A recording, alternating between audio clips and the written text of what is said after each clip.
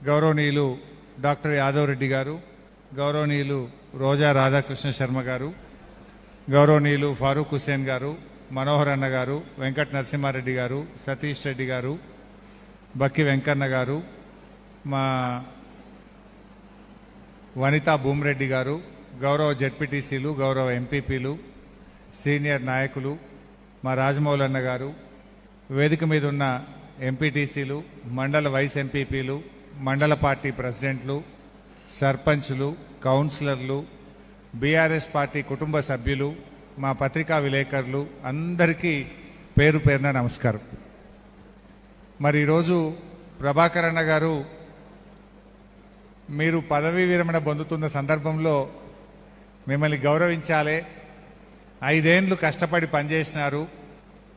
మధ్యలో 2 ఏళ్ళు కరోనా వచ్చినా కూడా కరోనాను లెక్క చేయకుండా మా ఎంపీపీలు, మా ఎంపీటీసీలు, జెడ్పీటీసీలు కష్టపడి పనిచేశారు.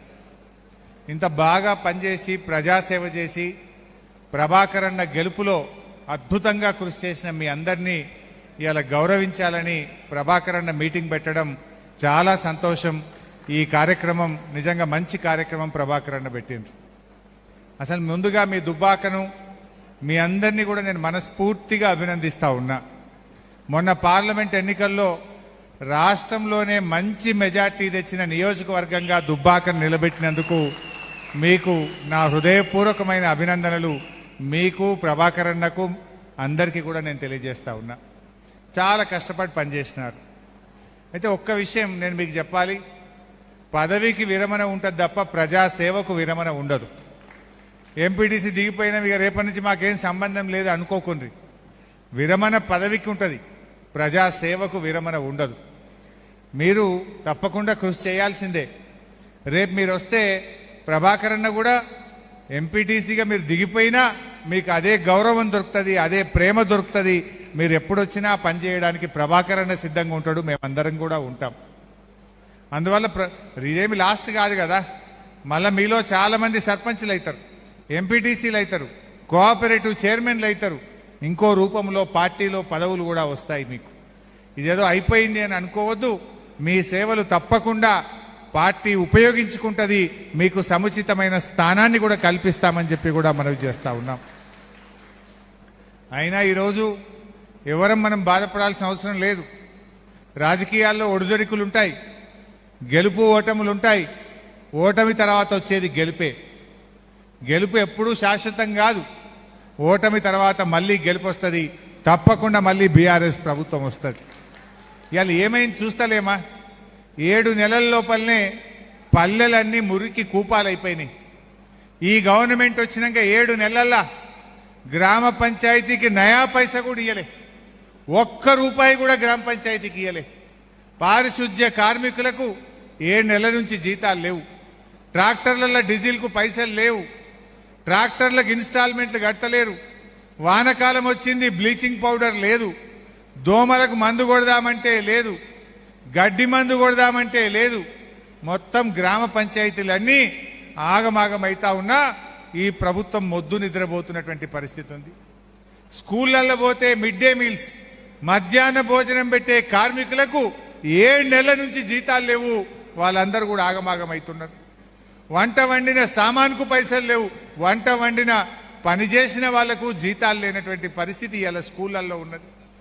నిన్నేదో స్కూల్లో చెప్తున్నారు మా సర్పంచ్ గారు, కరెంటు బిల్లు కట్టలేదని స్కూల్కి కరెంటు కట్ చేసిందట. అంటే ఈ ప్రభుత్వానికి అసలు పరిపాలన చేతనైతలేదు. పాలన గాలికి వదిలేసిండ్రు.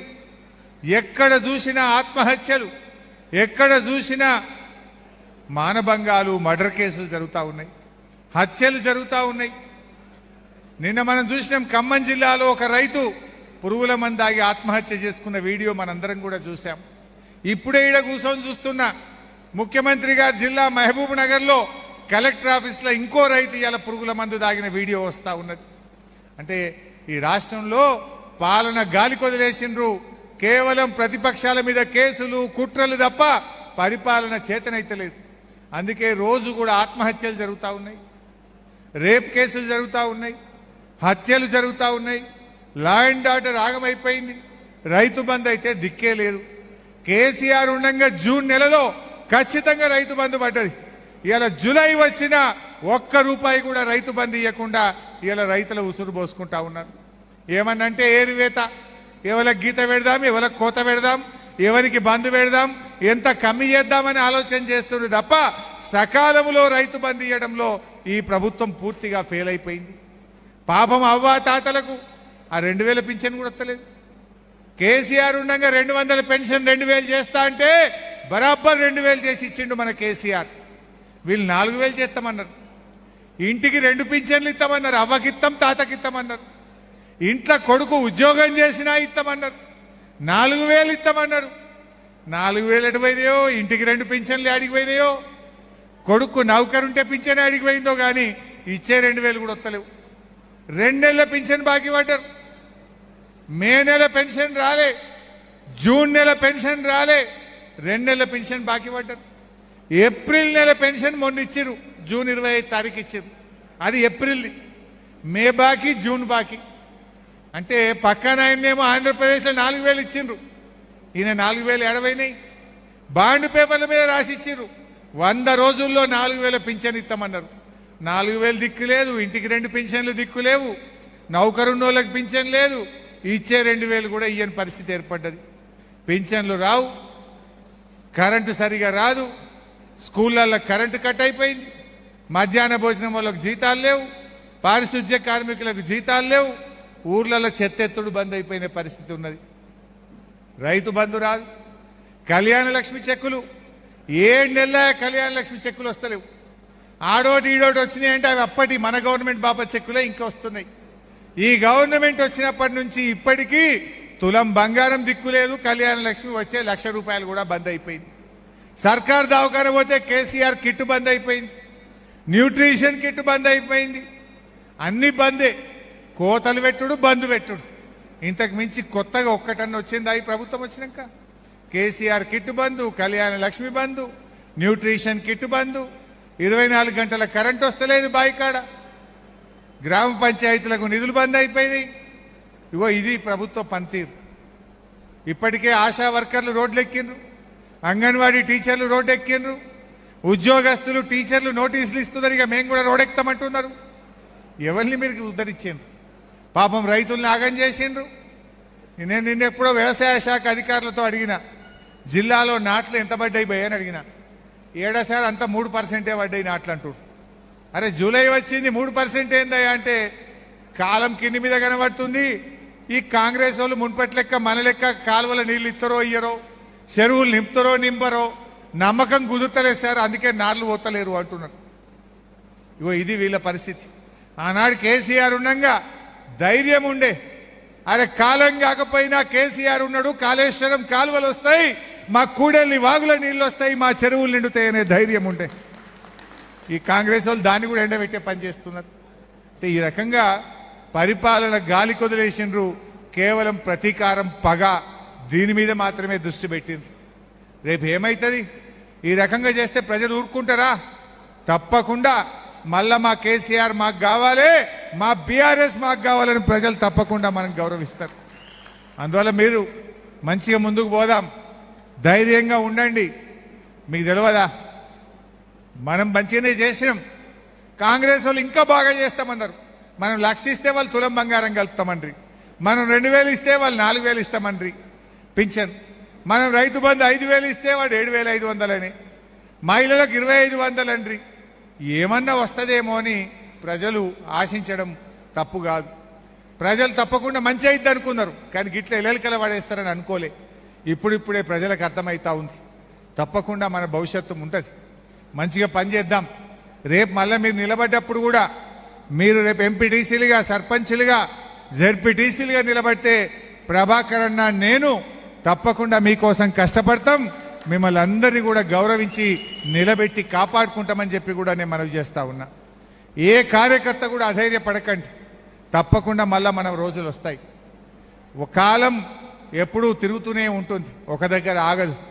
మళ్ళీ రేపు వచ్చే ప్రభుత్వం బీఆర్ఎస్ ప్రభుత్వమే ఉంటుంది. అవి ఎప్పుడన్నా రాని ఎన్నికలు రాక తప్పదు, బీఆర్ఎస్ ప్రభుత్వం రాకుండా ఉండదు. అందువల్ల మీరు ధైర్యంగా ఉండండి, ప్రజల్లో చర్చ పెట్టండి, ప్రజాసేవ కొనసాగించండి. ప్రజల కష్ట సుఖాల్లో పాలు పంచుకోండి. రేపు ఎప్పుడు స్థానిక సంస్థల ఎన్నికలు జరిగినా దానికి మనం సిద్ధంగా ఉందాం. మీరు ఇవాళ ఎంపీడీసీలుగా దిగిపోతున్నారు. మీకు కూడా 7 నెలల జీతం రాక ఈ కాంగ్రెస్ గవర్నమెంట్ వచ్చినప్పటి నుంచి ఎంపీడీసీలకు జీతం రాలే, జెడ్పీడీసీలకు జీతం రాలే. ఎంపీడీసీలకు జీతాలు రావు, జెడ్పీడీసీలకు జీతాలు రావు, సఫాయి కార్మికులకు పారిశుద్ధ్య కార్మికులకు జీతాలు రావు, ముసలోళ్ళకు అవ్వాతాతలకు ఆసర పింఛన్ రాదు, కళ్యాణ లక్ష్మి చెక్కు రాదు, దవాఖాన పోతే కేసీఆర్ కిట్టు రాదు. ఇగో ఇది కాంగ్రెస్ పాలన. పొద్దుందా కరెంటు పోతున్నది, కరెంటు పోయిందంటే పాపం ఆ కరెంటు ఉద్యోగులను సస్పెండ్ చేస్తున్నారు. నీకు పాలన చేతనైతే లేదు, నీకు కరెంటు చేతనైతే లేదు. రోజుకు 4 సార్లు కరెంటు పోతుంది, రైతులకు మోటార్లు కాలుతున్నాయి అంటే ఎవరైనా మాట్లాడితే కరెంటు వాళ్ళను ఉద్యోగుల మీద కేసులు పెడతా ఉన్నారు, ఉద్యోగులకు మెమోలు ఇస్తా ఉన్నారు, ఉద్యోగులను వేధిస్తా ఉన్నారు. నీకు పాలన చేతనైతే లేదు. 9 ఏళ్ళు కేసీఆర్ ఇస్తాడెట్లా, నీకు చేత కాదెట్లా అని నేను అడుగుతా ఉన్నా. అప్పుడు గదే ఉద్యోగులు, ఇప్పుడు గదే ఉద్యోగులు. 9 ఏళ్ళల్లా కన్ను రెప్పగొట్టినంతసేపు కేసీఆర్ కాలంలో కరెంటు పోలే, మరి ఇప్పుడు ఎందుకు పోతున్నది అంటే నీకు పాలన చేతనైతే లేదు. ఆనాడు బాయిల కాడ మోటార్లు గాలలే, ఇవాళ ఎందుకు గాలుతున్నాయి, నీకు పాలన చేతనైతే లేదు. ఇవి వాస్తవాలు.